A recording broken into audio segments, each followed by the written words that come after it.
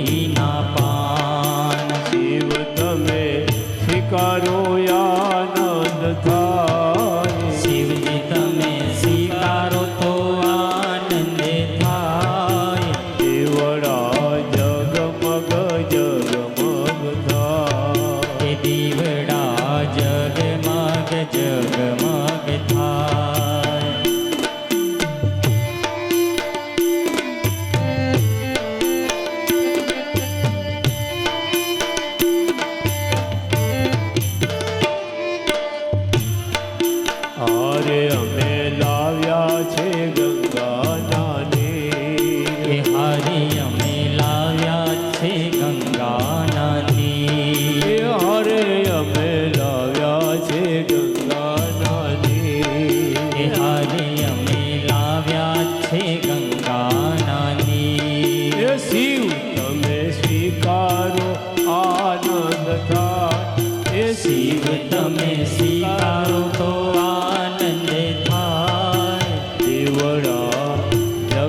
જગમગ થાય. એ દીવડા જગમગ જગમગ થાય. એ દીવડા જગમગ જગમગ થાય. દીવડા જગમગ જગમગ થાય. એ દીવડા જગમગ જગમગ થાય.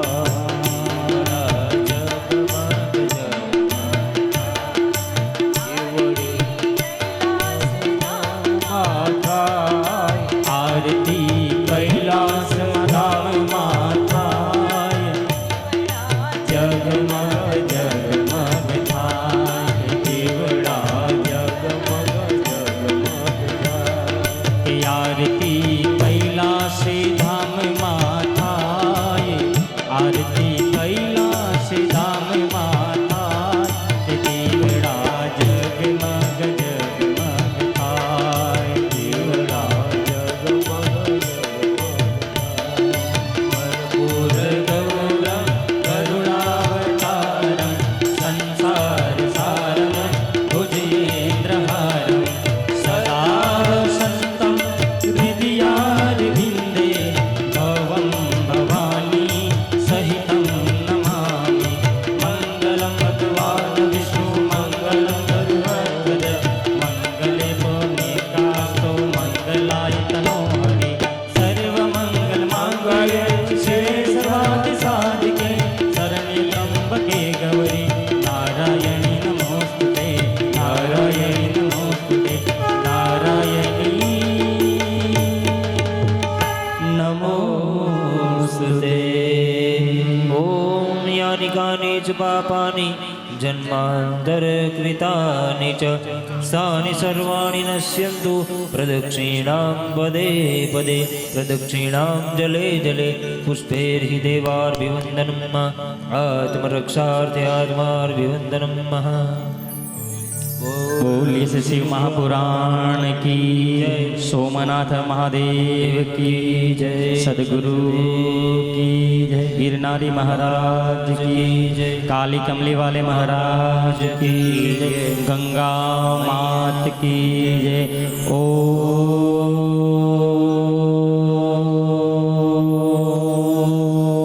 નમઃ પાર્વતી પતે હર હર મહાદેવ હર.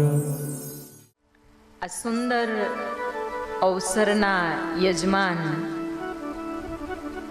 અખંડ સૌભાગ્યવતી ઉષાબેન કનૈયાલાલ શિવાભાઈ પ્રજાપતિ પરિવાર, સદગત એમના માતૃપિતૃ ચરણ જમનાબેન શિવાભાઈ પ્રજાપતિ પરિવાર, એમના સુપુત્રો ભૂપેન્દ્રભાઈ અને કૌશિકભાઈ, એમની પુત્રવધુઓ તેજલબેન અને એમની પુત્રી તેજલબેન અને જમાઈ દીપક કુમાર અને એમના બાળકો કરણભાઈ, શ્લોકભાઈ, પ્રિન્સભાઈ, યુવરાજભાઈ, નવ્યભાઈ, આ બધા વતી આજના આ પરમ પાવન દિવસે, ગણેશ ચતુર્થીના દિવસે પવિત્ર ગંગા મૈયાના તટ પર ઋષિકેશ ધામમાં હિમાલયની નિશ્રામાં આપ સર્વનું સ્વાગત છે. ભગવાન શ્રી ચંદ્રમૌલેશ્વરના ચરણોમાં નતમસ્તક વંદન સહિત શિવ મહાપુરાણના વાંગમય સ્વરૂપમાં પ્રવેશ કરીએ.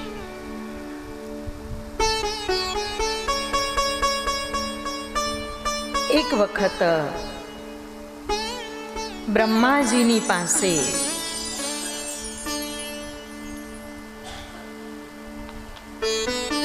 ઇન્દ્ર અને વિરોચન દૈત્યો તરફથી વિરોચન આવ્યા અને દેવતાઓ તરફથી ઇન્દ્ર ગયા અને બ્રહ્માજીને વિનંતી કરી કે હે બ્રહ્માજી, આપ અમને આત્મજ્ઞાન આપો. આ વિરોચન એટલે હિરણ્યકશ્યપુ, એના પુત્ર પ્રહલાદજી અને પ્રહલાદજીના પુત્ર વિરોચન. અને એ વિરોચનના પુત્રનું નામ હતું બલિરાજા. વિરોચન અને ઇન્દ્રદેવને બ્રહ્માજીએ કહ્યું કે આપ પહેલા તો ત્યાં એક જળકુંડ હતો અને કહ્યું કે જળકુંડમાં તમારું પ્રતિબિંબ જોઈને આવો. ત્યારે બ્રહ્માજીના મોકલવાથી ઇન્દ્રદેવ વિરોચન જલકુંડમાં પ્રતિબિંબ જોયું અને પાછા આવ્યા. બ્રહ્માજીએ પૂછ્યું કે આત્મા દેખાણો? કહ્યું કે ના, અમને કાંઈ ખબર ના પડી. અમે અમારી જાતને નખ શીખ જોઈને આવ્યા પણ આત્મા ના દેખાયો. ત્યાર પછી બ્રહ્માજીએ એમને સુવર્ણ અલંકારો આપ્યા, મુકુટો, બાજુબંધ, હાર, આમ ઘણા બધા અલંકારો આપ્યા, દિવ્ય વસ્ત્ર આપ્યા, સુશોભિત વસ્ત્ર, અને કહ્યું કે આ ધારણ કરો અને હવે તમે એ જળકુંડમાં જોઈને આવો. દૈત્યરાજ વિરોચન અને બ્રહ્માજી ના મોકલવાથી ઇન્દ્રદેવ એ બંનેએ ફરીથી જલકુંડમાં પોતાનું પ્રતિબિંબ જોયું અને એ પ્રતિબિંબ વિરોચનને મનમોહક લાગ્યું, સુંદર લાગ્યું. એણે જોયું કે કેટલું સુંદર દેખાય છે. હા, બ્રહ્માજી જે કહે છે કે આત્મ તત્વ, તો આ આત્મા આટલો સુંદર છે, એ શરીરને આત્મા સમજી બેઠો.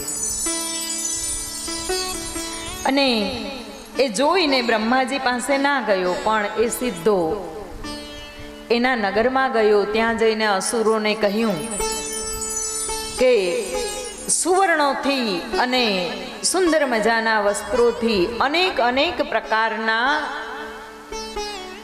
લાલિત્યોથી સજાવવામાં આવેલો આ દેહ એ જ આત્મા છે.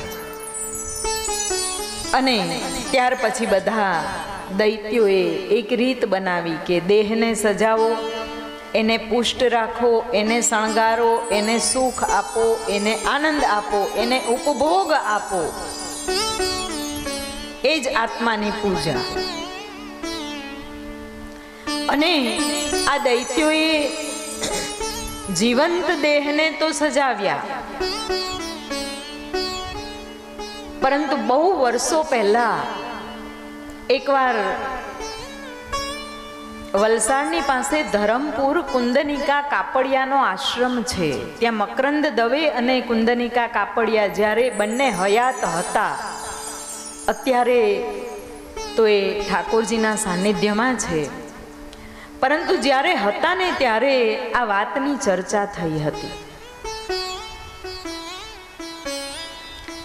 ત્યારે મકરંદ દવેના શબ્દો છે કે આ દૈત્યોએ પોતાની જાતને તો સજાવી, મને નામથી બોલાવતા એનું કારણ છે કે એમની સાથે મારે બહુ ઘરોબો હતો. હું મોટી વલસાડમાં થઈ છું, મારું એજ્યુકેશન બધું ત્યાંનું છે.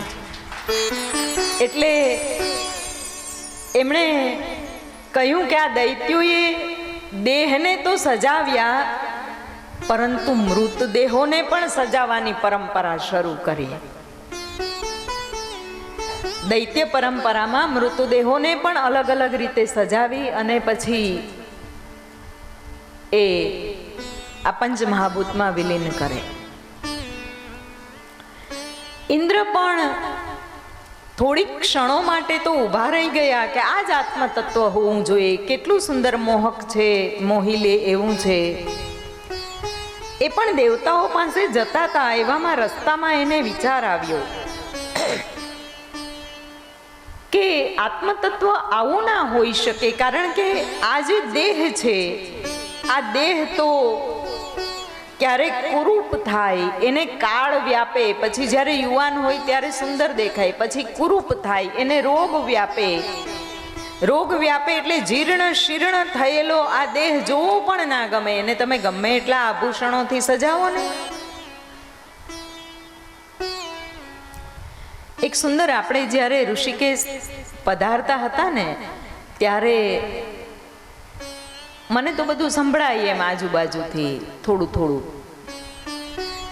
તો આપણી જ ટ્રેનમાં આપણા જ કોઈક યાત્રિક હતા, એ એવું બોલ્યા હતા કે વાળ કાળા કરી લઈએ છીએ એટલે દેખાઈએ છીએ, પણ પહોંચ થયા તો ખરા ને.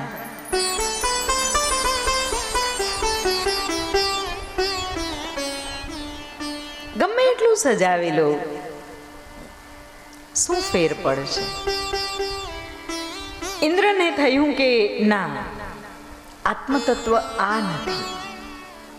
એ બ્રહ્માજી પાસે જાય છે, બ્રહ્માજીને વિનંતી કરે છે અને કહે છે કે મૃત્યુને આધીન આત્મતત્વ આ ના હોઈ શકે. એ શું છે એની અમને સમજ આપો. અને એવા સમયે બ્રહ્માજીએ એને જાગૃત અવસ્થા, સુસુપ્ત અવસ્થા અને સ્વપ્ન અવસ્થા, આ ત્રણેયથી પર આત્મતત્વનું જ્ઞાન આપ્યું. અને ત્યારે ઇન્દ્રદેવને પોતાના દેહ તરફ તિરસ્કાર થવા લાગ્યો. આ માનવ મન બહુ ચંચળ છે કે ભાઈ હવે ડાય નથી કરવી, છોડી દો. તરત જ એ જ ક્ષણે બહુ ઝડપી, કોમ્પ્યુટર કરતાંય ઝડપી, આવું આપણને વિચાર આવે. ઇન્દ્રને પણ એવું થયું કે આ આત્માના સ્વરૂપને જાણીને શરીર ઉપર, દેહ પર અનાસક્તિ ભાવ જાગૃત થયો. અને એ ભાવ જ્યારે જાગૃત થયો ત્યારે એણે બ્રહ્માજીને કહ્યું કે હવે મને આ દેહ પર અનાસક્ત ભાવ જાગૃત થાય છે. ત્યારે બ્રહ્માજી એક ખૂબ સુંદર વાક્ય કહ્યું છે. છાંદોગ્ય ઉપનિષદનું, આ છાંદોગ્ય ઉપનિષદનો શ્લોક છે. એમાં બ્રહ્માજીએ કહ્યું કે હે મઘવન, આ મઘવન એ ઇન્દ્રનું નામ છે. હે ઇન્દ્ર, મત્યમ વા ઇદમ શરીરમ, મત્યમ વા ઇદમ શરીરમ, કહ્યું છે કે આ શરીર ખરેખર મૃત્યુને યુક્ત છે, મૃત્યુથી યુક્ત છે, એટલે કે નાશવંત છે. આતમ મૃત્યુના તદ અસ્ય, આતમ મૃત્યુના એટલે આ મૃત્યુના ભયથી ગ્રસિત છે, મૃત્યુથી ગ્રસિત છે. તેમ છતાં તદ અસ્ય અમૃતસ્ય અશરીરસ્ય આત્મનઃ અધિષ્ઠાનમ, છતાં પણ અમૃત રૂપ તથા અશરીર એવા આત્મ તત્વનું નિવાસ સ્થાન છે. અને એટલા માટે હે ઇન્દ્ર, આ દેહથી એવી સંપૂર્ણ અનાસક્તિ, આસક્તિ ના હોય દેહમાં, પરંતુ એ દેહને બિલકુલ આપણે ના સાચવીએ એવું પણ ના કરવાનું. એટલે શ્રીમદ શિવ મહાપુરાણ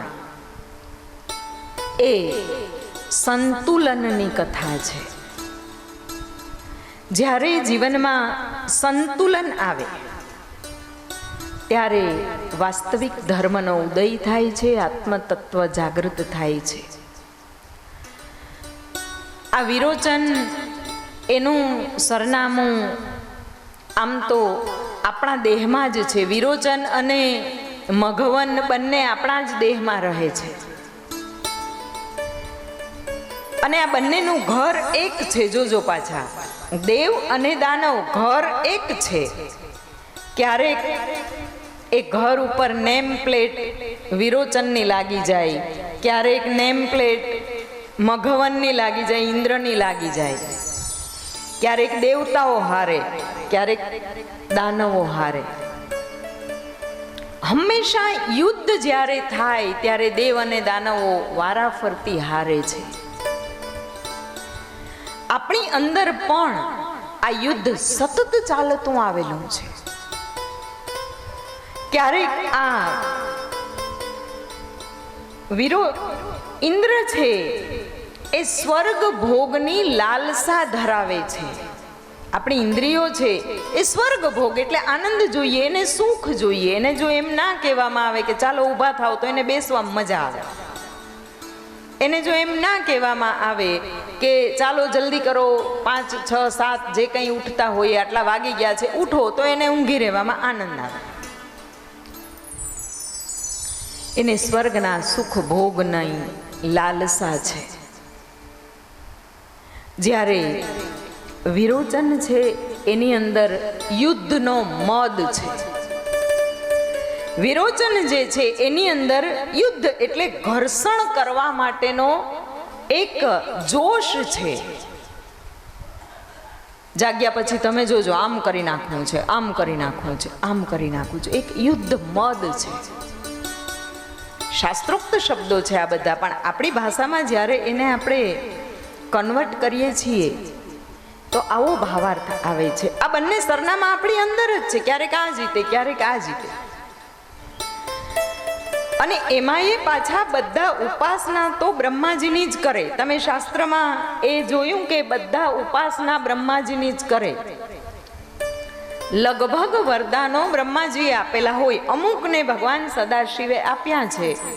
એના સિવાય લગભગ ઉપાસના, આરાધના, વરદાન મેળવવા માટે પ્રસન્ન બ્રહ્માજીને કર્યા હોય. આ બ્રહ્મા શું છે? બ્રહ્મા એ આમ જો જોઈએ તો આપણી અંદર રહેલું રજસ તત્વ છે, રજોગુણ છે. બીજા અર્થમાં આ જ્ઞાન છે. યુગો યુગો સુધી જ્ઞાનની ઉપાસના કરવામાં આવે. દેવતાઓ પણ જ્ઞાનની ઉપાસના કરે, દાનવો પણ જ્ઞાનની ઉપાસના કરે. અને જ્ઞાનની ઉપાસના પછી ઈચ્છિત વર પ્રાપ્ત થાય, ઈચ્છિત વરદાન મળી પણ જાય. અને એ ઈચ્છિત વર મળ્યા પછી જો અંદરની વૃત્તિ, વિરોચનની દૈત્ય વૃત્તિ જ જો કાયમ રહે તો પછી એ વિરોચન દાનવોને સ્વર્ગમાંથી બહાર કરશે અને ત્યાં એ દૈત્ય વૃત્તિને બેસાડી અને રાજ્ય કરશે. જો એ ઇન્દ્રની વૃત્તિ હશે તો ઇન્દ્ર એની દેવતાઓની વૃત્તિ, એટલે દેવતાઓની વૃત્તિ કઈ છે? એ સ્વર્ગ ભોગવવાની વૃત્તિ છે. એ સ્વર્ગ ભોગની લાલસા છે, આરામ પ્રિય છે, આનંદ પ્રિય છે. અને ઇન્દ્ર જ્યારે બેસે ત્યારે ઇન્દ્ર વૃત્તિની સ્થાપના કરે. વધારે આરામ પ્રિય મનુષ્ય થઈ જાય એટલે પાછો વિરોચન આવે, દૈત્યો આવે અને વળી પાછા દેવતાઓને હરાવે. વળી દેવતાઓ હેરાન થાય, બ્રહ્માજીની ઉપાસના કરે, 3 દેવતાઓ સાથે મળે, પુનઃ ફરીથી દાનવોને હરાવે. આપણી અંદર પણ આ યુદ્ધ, આ વિગ્રહ, આ સંઘર્ષ સતત ચાલી રહ્યો છે. અને સતત ચાલતા આ સંઘર્ષની અંદર શિવ કથા એ એવા તત્વોનું નિરૂપણ છે કે એ તત્વો દ્વારા આપણે શિવજીની ઉપાસના એટલે તત્વની ઉપાસના દ્વારા આત્મ તત્વને જાણીએ છીએ. અને પાર્વતીજીએ જે તપ કર્યું હતું, પાર્વતીએ દરેક જન્મમાં તપ કર્યું છે. દેવતાઓને દાનવોએ હરાવ્યા, પણ ક્યારેય એવું સાંભળ્યું છે કે બધા જગદંબાઓ હારી ગયા અને એમના સ્થાનેથી બીજે જવું પડ્યું, આવું નથી સાંભળ્યું. શાસ્ત્રમાં ક્યાંય વર્ણન છે જ નહીં, કલ્પના પણ ના કરી શકીએ આપણે. પાર્વતીજીએ જે તપ કર્યું, ભગવાન સદાશિવનું, શિવ તત્વની ઉપાસના કરી, અને એ તત્વની ઉપાસના એટલે જાગ્રત સુસુપ્તિ. આ બે હાથને ઉઠાવી અને તમારા કર્ણની સામે રાખો છો ને, ત્યારે એ હર હર મહાદેવ હર તમને અલગ અનુભૂતિ આપે છે.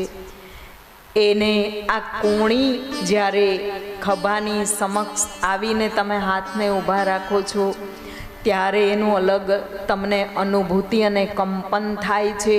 અને એ જ હાથને જ્યારે તમે બિલકુલ દેહથી 180 ડિગ્રી ઉપર લઈ જાઓ છો ને, ત્યારે પણ અલગ અનુભવ થાય છે.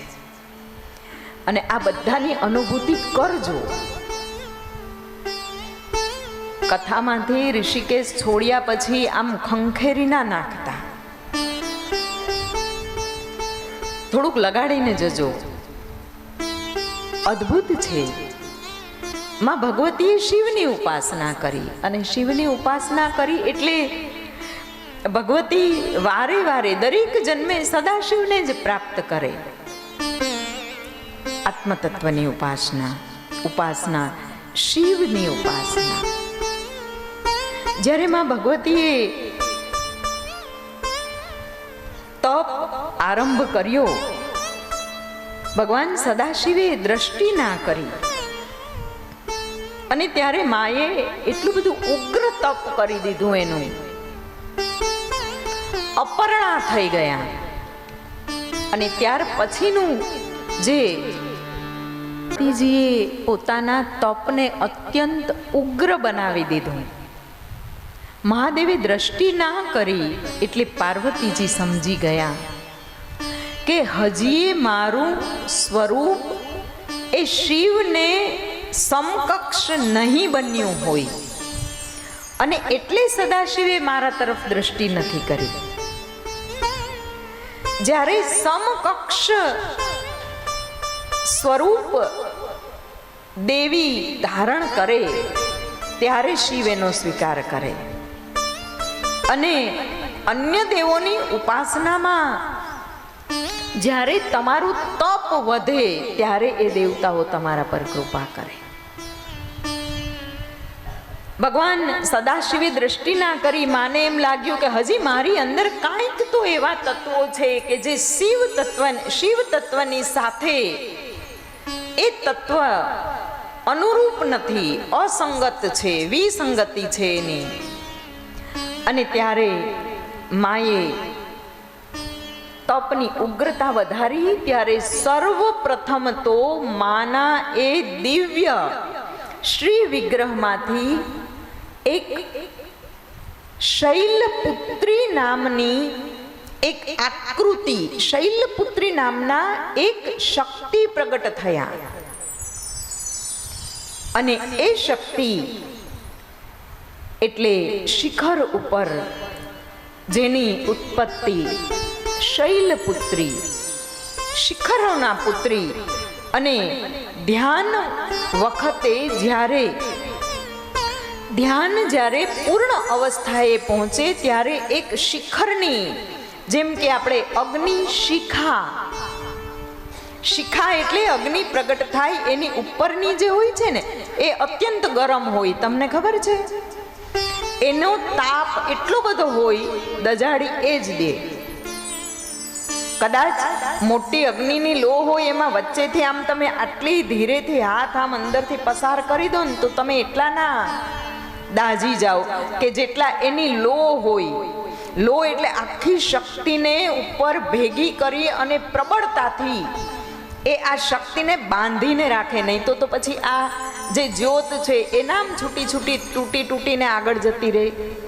એટલે એની અંદર બહુ જ ગરમી હોય છે. ઉપર તમે આમ દીવાને આમ કરજો, ખરેખર દાજી જવાશે. તો આ શૈલપુત્રી એટલે એકદમ એકાગ્રતાના શિખર પર જે બ્રહ્મ તત્વને સ્થાપેલું છે. જ્યારે બ્રહ્મ ત્યાં પ્રવેશે, ત્યાં પ્રગટ થાય એવી એક જ્વલંત અવસ્થા, એનું નામ છે શૈલપુત્રી. એવી શક્તિ માની અંદર પ્રગટ થઈ. અને આ શૈલપુત્રી પછી દ્વિતીય બ્રહ્મચારિણી.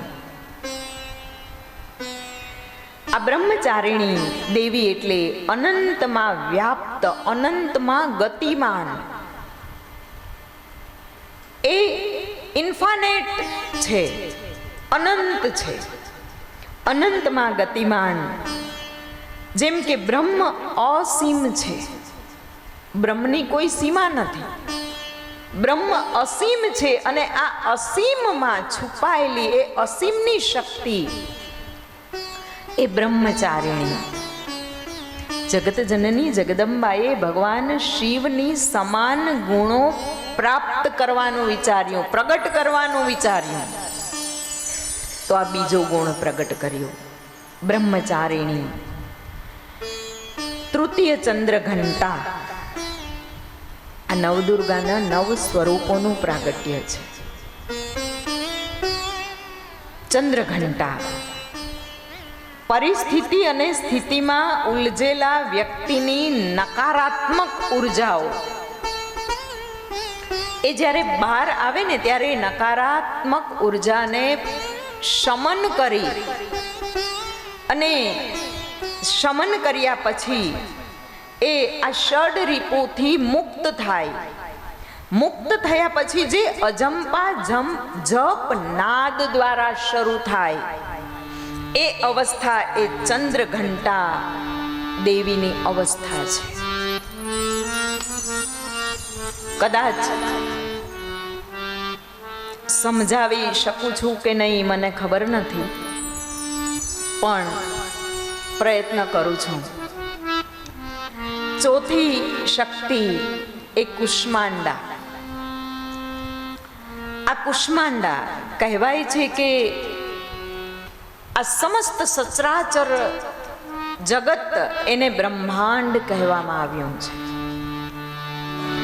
અને આપણો આ નાનકડો સૂક્ષ્માતિ સૂક્ષ્મ, બ્રહ્માંડની સરખામણીમાં સૂક્ષ્માતિ સૂક્ષ્મ કહેવાય, નગણ્ય કહેવાય એવો આ દેહ છે, એને પિંડ કહેવામાં આવે છે. પિંડે તે બ્રહ્માંડ. અને એ બ્રહ્માંડ અને આ પિંડ, આ નાનકડું એક બીજ છે, બ્રહ્માંડમાંથી પ્રગટ થયેલું, બ્રહ્માંડ જેવા ગુણધર્મ વાળું આ નાનકડું પિંડ, નાનકડું બીજ જે છે એની જાણકારી આપણને થાય. અને એ બીજની જ્યારે જાણકારી થાય છે પછી આપણને ખબર પડે કે હવે આ બીજ હાથમાં આવી જાય પછી એ બીજને નાનકડા અંડમાંથી, પિંડમાંથી આપણે બ્રહ્માંડ જેવડું બનાવી શકીએ છીએ. સૂક્ષ્મમાંથી વિરાટ થવાની જે શક્તિ છે એનું નામ છે કુષ્માંડા. પાંચમું સ્વરૂપ છે સ્કંદ માતા. વ્યાવહારિક જ્ઞાનને આપણી સામે લઈ આવી અને કર્મમાં પ્રગટ કરાવનાર જે શક્તિ છે એનું નામ છે સ્કંદ માતા. છઠ્ઠા કાત્યાયની દેવી છે. લક્ષ્યને પ્રાપ્ત કરાવવા માટે એક અજ્ઞાત જુસ્સારૂપી શક્તિ જે છે એનું નામ છે કાત્યાયની દેવી. બાલિકાઓ નાની નાની હોય ને કાત્યાયની દેવીનું વ્રત કરે. એ કાત્યાયની દેવીનું વ્રત એટલે કરે કે લક્ષ્યને પ્રાપ્ત કરાવવા માટે જે એક અજ્ઞાત જુસ્સો છે આપણી અંદર એનું નામ છે કાત્યાયની દેવી. બાલિકાઓને વ્રત કરાવાય કે આટલી લાંબી જિંદગી છે, આટલું લાંબુ જીવન છે, એમાં આ જીવનને ટકાવી રાખવાનો જુસ્સો, એમાં સફળતા કંઈક પ્રાપ્ત કરવાનો જુસ્સો જળવાઈ રહે એટલે દેવી કાત્યાયનીની પૂજા કરાવવામાં આવે છે. સપ્તમ એ કાલરાત્રિ છે. પ્રકૃતિનું ભયંકર સ્વરૂપ કાલરાત્રિ દેવી. અને એ સ્વરૂપ હંમેશા પ્રકૃતિ અને સ્વ આ બેનો સંઘર્ષ હંમેશા થતો રહે છે અને સ્વ સાથે હંમેશા લડતું રહે છે. અંતે એ સ્વરૂપ આ જીવને પ્રકૃતિથી વિજયી બનાવે છે. એવું સ્વરૂપ, કલ્યાણ કરનારું સ્વરૂપ એ કાલરાત્રિનું સ્વરૂપ છે. આઠમું સ્વરૂપ એ મહાગૌરીનું સ્વરૂપ છે. મા ભગવતીના તપ દરમિયાન આ બધી જ શક્તિઓ એની અંદર ધીરે ધીરે જાગૃત થવા લાગ્યા છે. અને એ જાગૃત થયા છે. આ ઋષિ મુનિઓએ આ જીવની અંદર પણ આ શક્તિઓ જાગૃત થાય સંભાવના છે અને એ સંભાવનાને રજૂ કરી છે.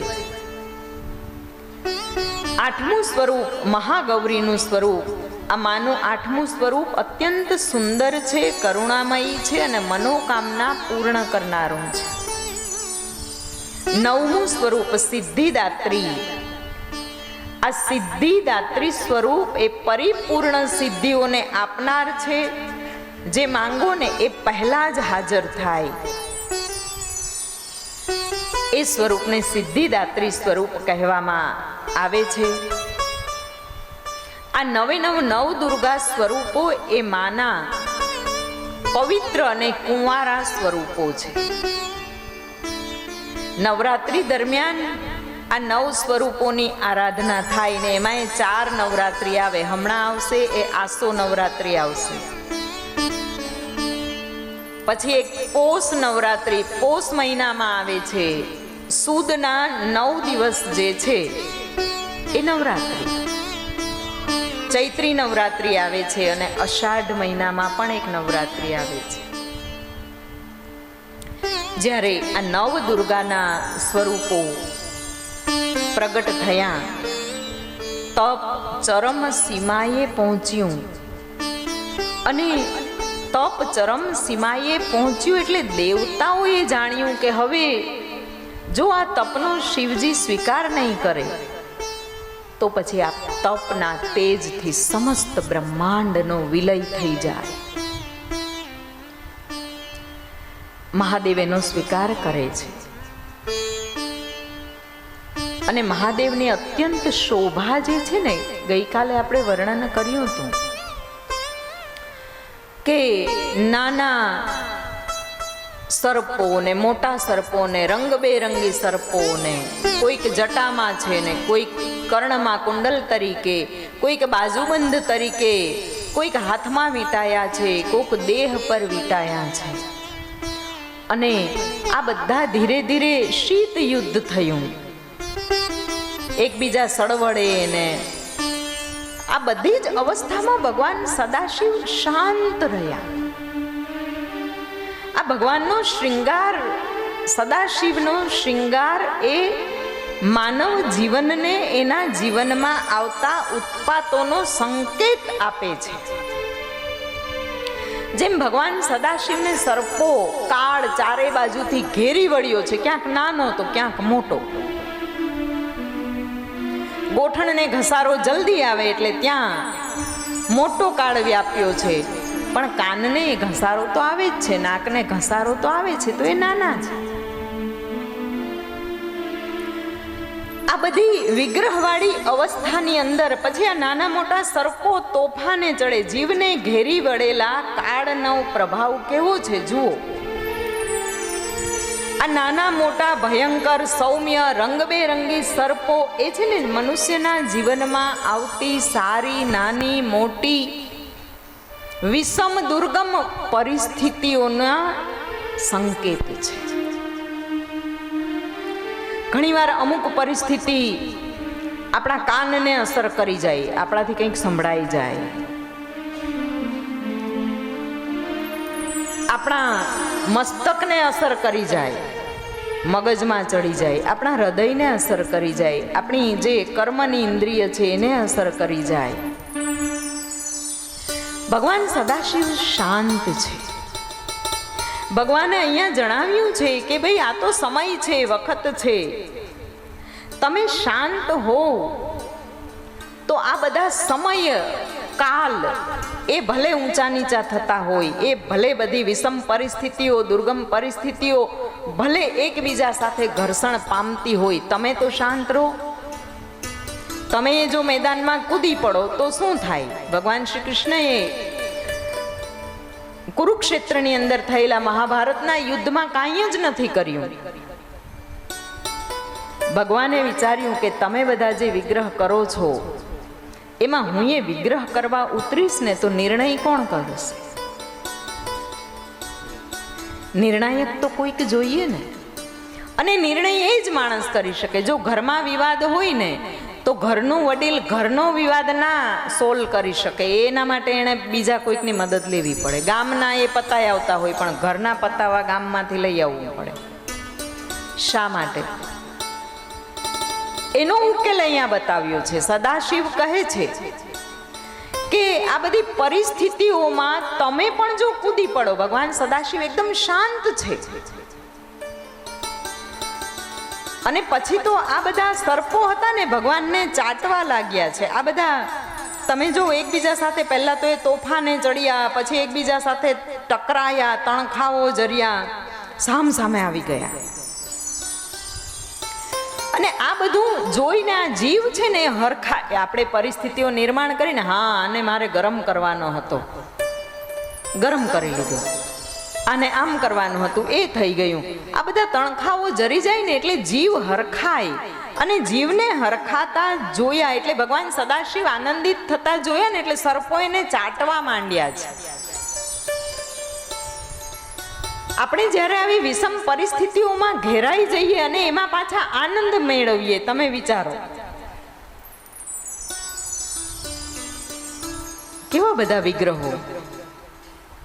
સાસુ વહુના ઝઘડા થાય ને એમાં જે જીતે એને કેવી મજા આવે. આજ તો બરાબરનું કહી દીધું, સીધા 10 નંબર ડાયલ થાય અને કહી દે કે આજ તો બરાબરનું કહી જ દીધું. હા તારે કહી જ દેવાનું. સામેથી પાછું એવું કંઈક સંભળાય. જીવ કેટલો આનંદિત થાય છે ને આનંદ. વિરોચન અને ઇન્દ્રનો ઝઘડો,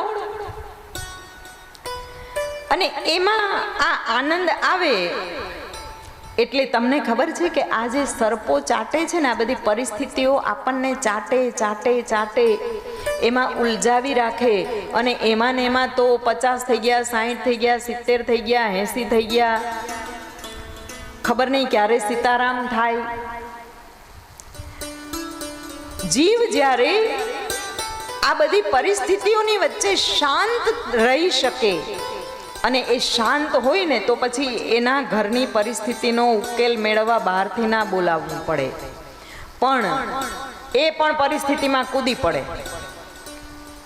અને કૂદી પડે પછી તો ભાઈ સ્વાહા થઈ ગયું, પછી તો બીજાને બોલાવવા જ પડે. નિર્ણય માટે તો હંમેશા શું કહેવાય, મેચ રમાય એમાં રેફરી એ તો બહારનો જ હોય. જીવનને જો આપણે હાથમાં લેવું હોય ને તો ભગવાન સદાશિવના શણગારમાંથી આપણે કંઈક શીખવાનું છે.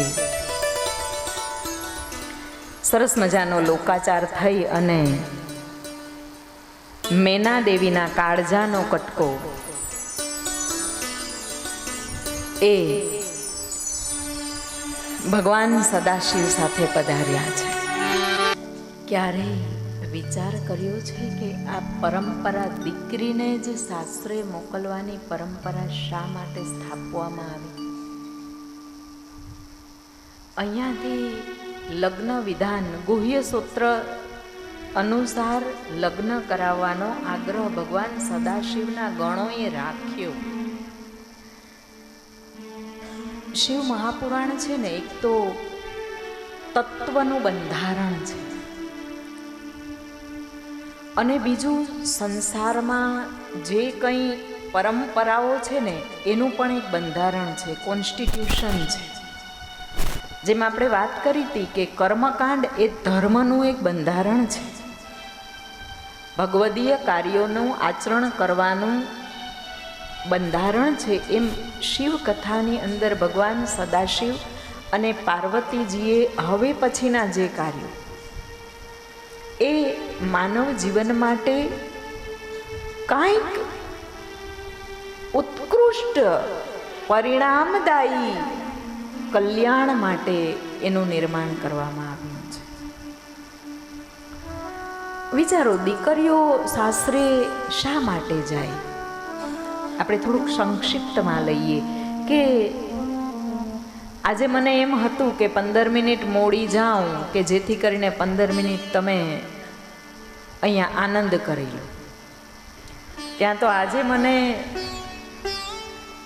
સંદેશો મોકલવામાં આવ્યો કે ઝડપથી આવો. મને તો એમ થયું કે ભાઈ તમે આનંદ કરો છો એટલે ભલે કરો.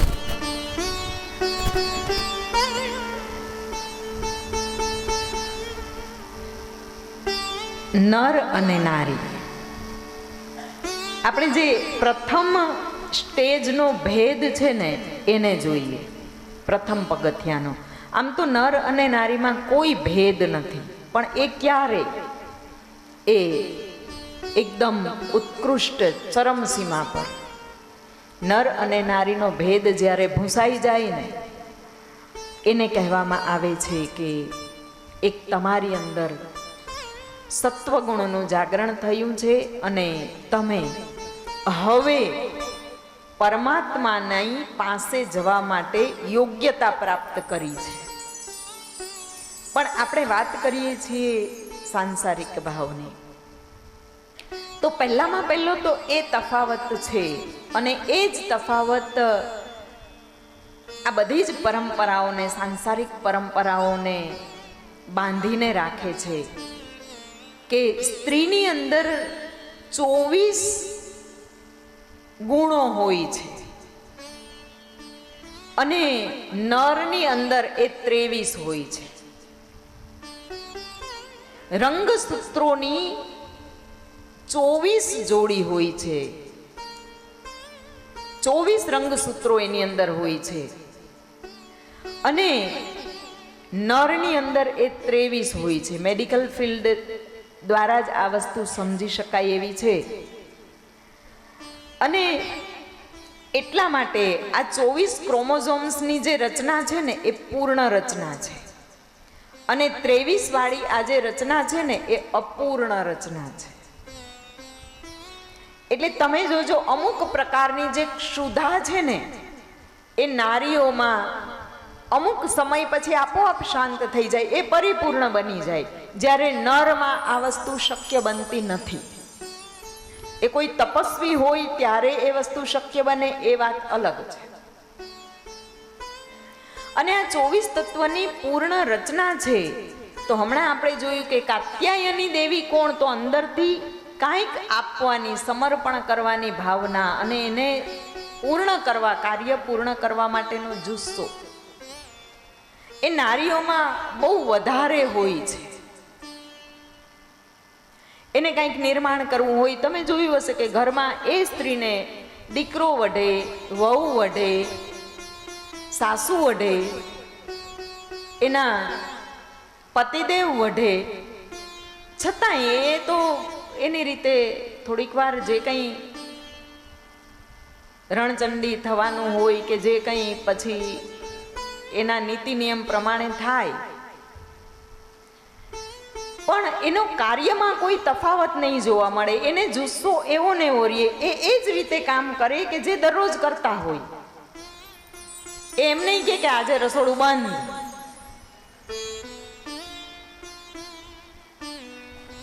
આજે વડોદરાનો લીલો ચેવડો જ ખાઈ લ્યો, હવે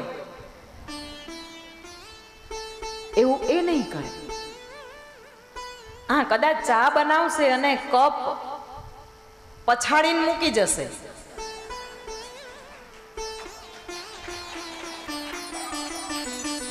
આ ભેદ પ્રેક્ટિકલ તમે બધાએ અનુભવ્યું છે પણ દ્રષ્ટિ નથી કરી. તો આ નારી તત્વ જે છે એ પૂર્ણ રચના હોવાના લીધે 24 ક્રોમોઝોમ્સની એક રચના છે, ક્યારેય તૂટતી નથી. અને આ સંસારનું જે એક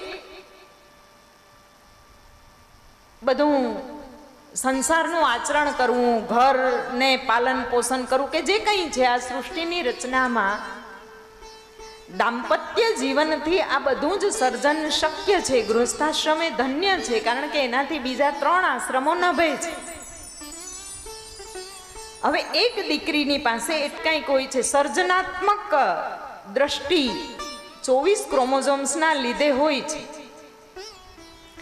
આ કોરોના કાળમાં પુરુષોને યુટ્યુબ જોઈને એમ થયું કે હાલો આપણે ફલાણું બનાવીએ, સાવ નવરા ધૂપ હતા એટલે ક્યારેક રસોડે વળગ્યા હોય ને કાંઈક નવું કર્યું હોય, પણ એમને ક્યારેય આવી નવું કરવાની ઈચ્છા નહીં થાય. હવે ઘરમાં ફિક્સ ફર્નિચર આવ્યા છે એટલે આપણે ખસાવી નથી શકતા. બાકી જ્યારે ફિક્સ ફર્નિચર નહોતા ત્યારે મહિનામાં ટીપોઈનું સ્થાન બદલાઈ ગયું હોય, કબાટનું સ્થાન બદલાઈ ગયું હોય. સાચી વાત છે ને? બધાએ અનુભવેલું હશે આ ક્રિએટિવિટી. એને કંઈક નવું કરવાનું થાય. તો આ એક નવ નિર્માણની જે વૃત્તિ અને એને પૂર્ણ કરવાની શક્તિ નારીમાં જ છે, નરમાં નહીં હોય. પુરુષોને ક્યારેય એમ ના થાય કે આ ટીપોઈને હવે આપણે આમ ખસેડી નાખીએ તો કંઈક સુવિધા ઊભી થાય. ના, એ આવે એની રીતે જૂતા ચંપલ જે કંઈ હોય એ સ્ટેન્ડમાં મૂક્યા વગર એમને મૂકીને પ્રવેશી જાય, ટીવી સામે બેસી જાય, ચેનલો ફેરવ કરે. શું કહીએ, ફેવર કરે. પણ એક કામ 10 વાર કહો ને ત્યારે કરવું હોય તો કરે, નહીં તો પછી એની અંદર એક જે ક્રિએશનની ભાવના છે ને એ ઓછી હોય છે. સંતપ્ત, એ પરિતૃપ્ત તરત થઈ જાય. બહારનું કામ કરીને આવે એટલે એને એમ થાય કે આપણી ડ્યુટી પૂરી. શેના કારણે? બહેનો કહેતા હોય કે આટલા વર્ષથી આ વાત કહેતી આવી, હજી ના સુધર્યા. શા માટે? બધાનો અનુભવ છે ને. બહેનો આજે આમ જબરજસ્ત ખુશ છે કે આજે જે કહેવાનું હતું ને એ બધું કહી દીધું. પણ એટલા માટે આ વસ્તુ થાય છે કે એની અંદર જે 23 રંગસૂત્રો છે એ જવાબદાર છે, એક ઓછું છે.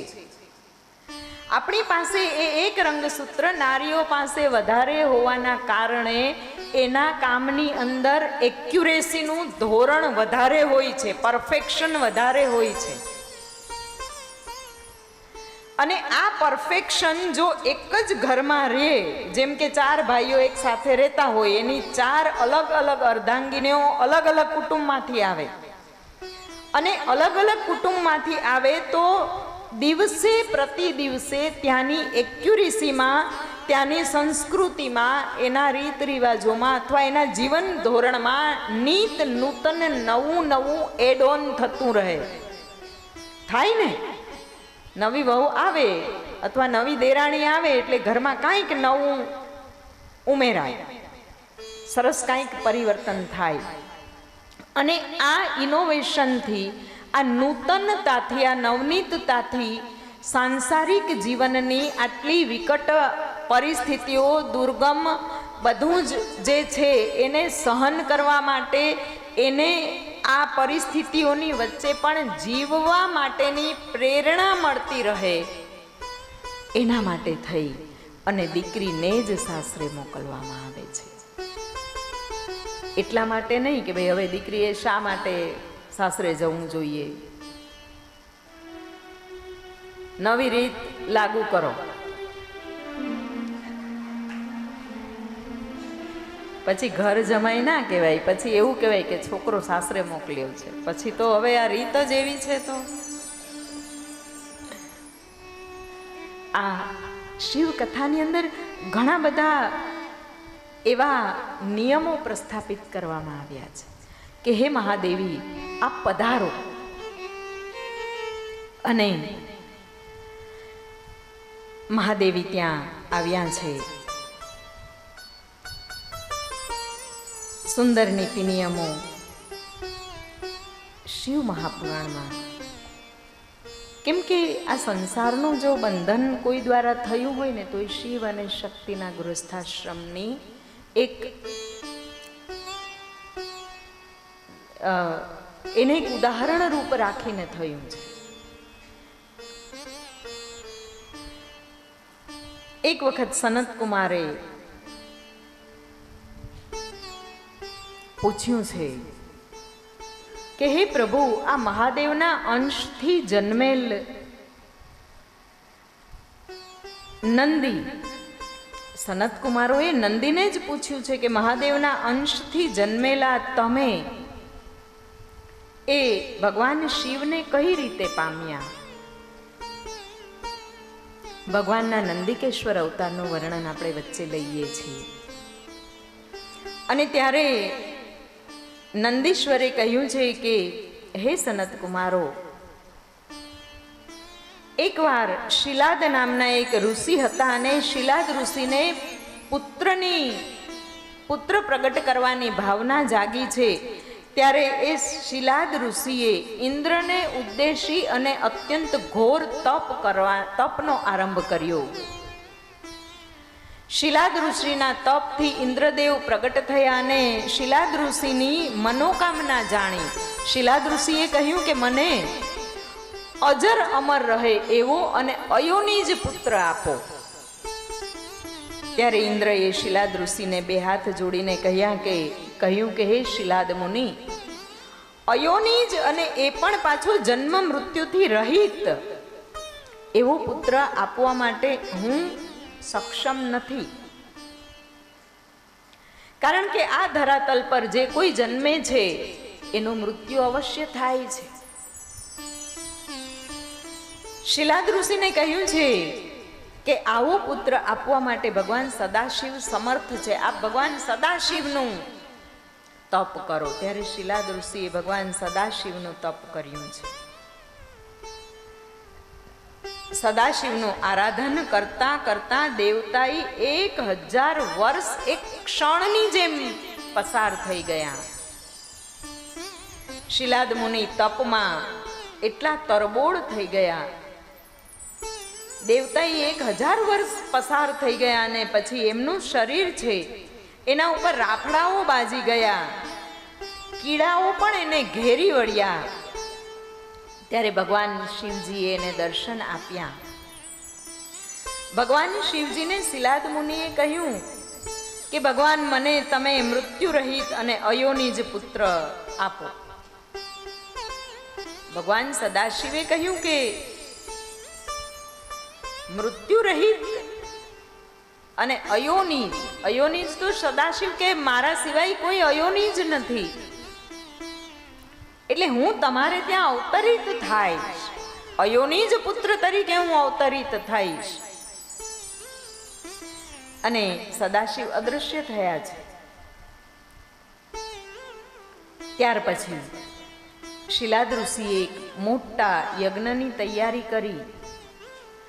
એ યજ્ઞ જેવો પૂર્ણ થયો ત્યારે ભગવાન શિવના અંશમાંથી નંદિકેશ્વર સ્વયં કહે છે કે મારો જન્મ થયો. અને ભગવાન શિવનો અંશ પ્રગટ થાય છે એટલે એ સમયે દેવતાઓ, ગંધર્વો, યક્ષો, અપ્સરાઓ, ભગવાન વિષ્ણુ, દેવ પત્નીઓ મારા દર્શન કરવા માટે આવ્યા. નંદિકેશ્વરે સ્વયં એના રૂપનું વર્ણન કર્યું છે કે અગ્નિ સમાન મારો પ્રભાવ હતો.